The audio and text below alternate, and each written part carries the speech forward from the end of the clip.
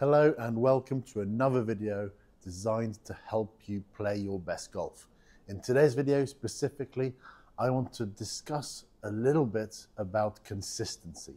Whenever I see a golfer at the start of a session and I ask them, what would you most like to achieve today? What is it that makes this a successful lesson for you? One of the most common answers is, I want to be more consistent. Now in golf, what does that actually mean, and how consistent can we actually become? Here we are on the PGA Tour website, and I've gone to the players section, and if we just click on the very first name, Anders Albertson, and so if we have a look at results, we'll see that this year he's played 9 events, he's missed 7 cuts and made 2 cuts, and if we have a look at his scores there, you can see, for example, the second event he played, Farmers Insurance Open. On the first round, he shot 68. Probably thought he was in for a good week that week. Unfortunately, the second round, he shot a 79. So those scores aren't even close to one another, 68 to 79, an 11-shot difference from one day to the next. If we keep looking further down the list, it's an event where he did make the cut, Zurich Classic of New Orleans. Day 1, 63, then 71, 62, then 73. So there's a 10-shot spread between rounds each time here. So golfers are doing very different things each time they go out and play. So in terms of scoring, it's very, very difficult to be consistent. He was just the first name on the list. Let's go back to the second name. So young man. So he's played in 18 events, and he's made the cut 13 times and missed the cut 5 times. So again, no one's ever that consistent, or rarely that they are making cuts non-stop. Players have good weeks, they have bad weeks, and it's the same at the amateur level. Some players have a good period for a little while, and then that form dissipates a little bit, and then it returns, and it's a constant cycle of up and down. It's never constant.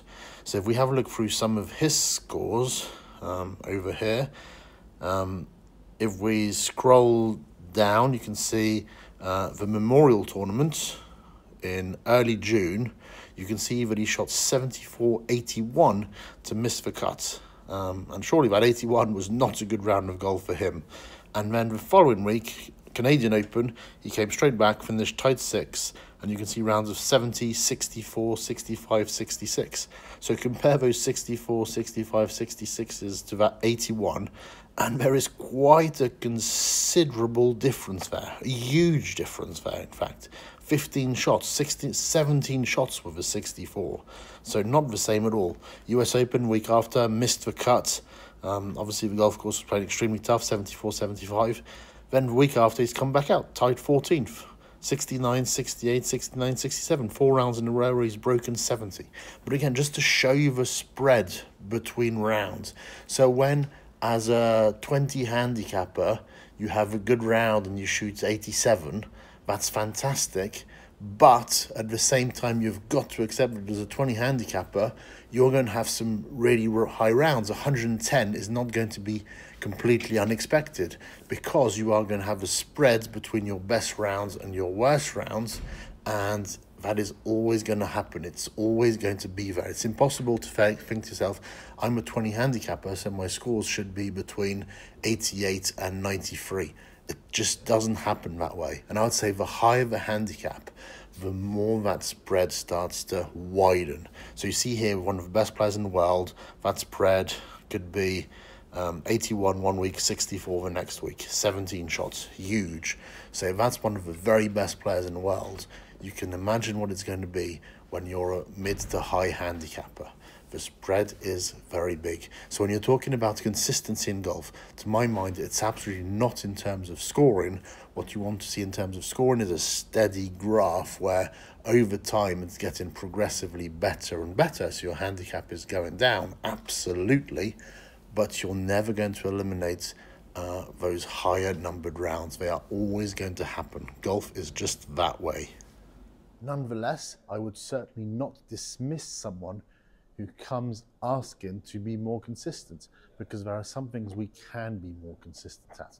And I think the most important one is ball contact. So if you're a higher handicap, you're hitting fat shots, you're hitting thin shots, toe shots, heel shots, a whole variety of points of contact on the club head, club face, and a whole variety of points of contact on the ground.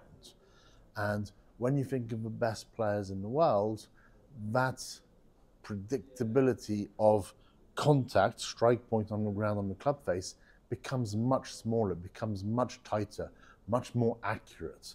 So a high handicap golfer is no doubt going to hit the ground before the ball on many of their shots. The low point is not going to be in front of the ball. It's not going to be a ball, then divot, then turf contact.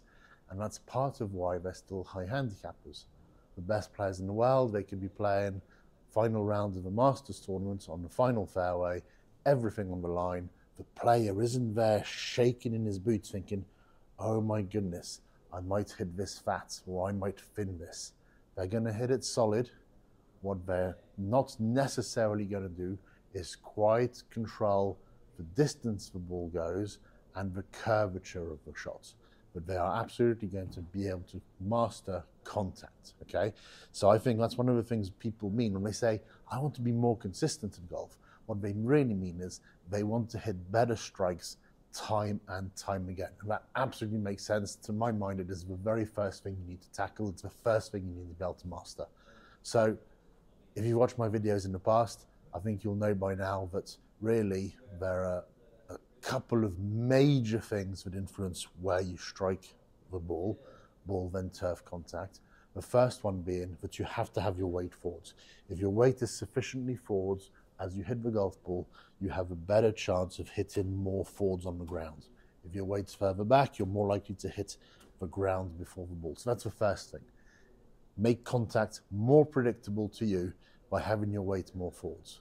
2, make contact more predictable to you by having your handle more forwards as you hit the ball. Because again, if I start to have my handle leaning back, it means I'm going to bottom out a little bit too soon. I'm swinging from the wrists instead of swinging from the lead shoulder. And when I get my handle forwards, I can make contact more forwards on the ground. So that's 2 things. Weight forwards, handle forwards to control where you hit the ground. Another thing you could say is the head position. Is my head moving up? Is it dipping down as I approach the golf ball? If it's dipping down, even if your weights and handles forwards, there's a good chance you're going to hit the ground too early because the circle that you're swinging on is effectively lowered relative to the ground. Finally, in terms of ball contact, you could say your swing direction. The direction your club head moves through impact has a major bearing on the strike. The more your swing direction goes off to the right as a right-handed golfer, the more your low point moves back. You start to hit the ground a little bit early. The more your swing direction moves to the left, the more your low point on the ground moves forwards. So all those things put together, learn to master them in order to learn to make good strikes time after time. And it feels great. I'd even say a golfer who doesn't hit the ball where they want and they lose some to the right, lose some to the left, or wherever it may be for their shot pattern, if they've struck the ball solidly, you still get a certain level of satisfaction. And so many golfers say this to me. If I've struck the ball well, I don't really mind too much what happens to it because the good strike just feels so good. So this, absolutely, you've got to learn to master the strike. And if you make a consistent strike every time, and that's the word, consistent, then you're really starting to play golf. So that's the first thing that you can be consistent at. It's learning to make good strikes on the ball. Now, this is the second element where you can be consistent, which is the curvature of the shots. So what do I tend to see happen? Oftentimes, the worst golfers will have some shots that curve off to the right and some shots that curve off to the left.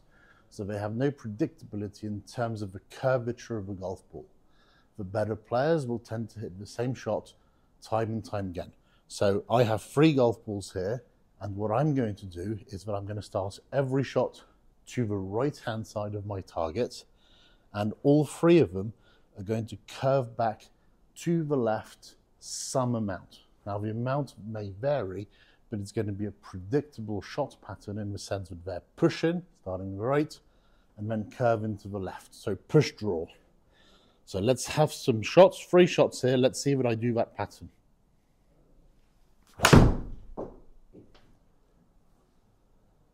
So shot number 1, started to the right, curved back to the left some amount.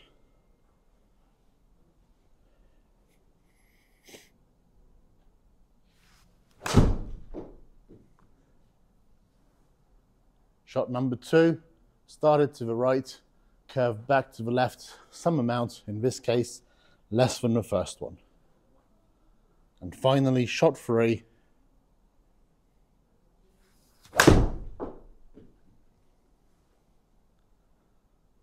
started to the right, curved back to the left some amount.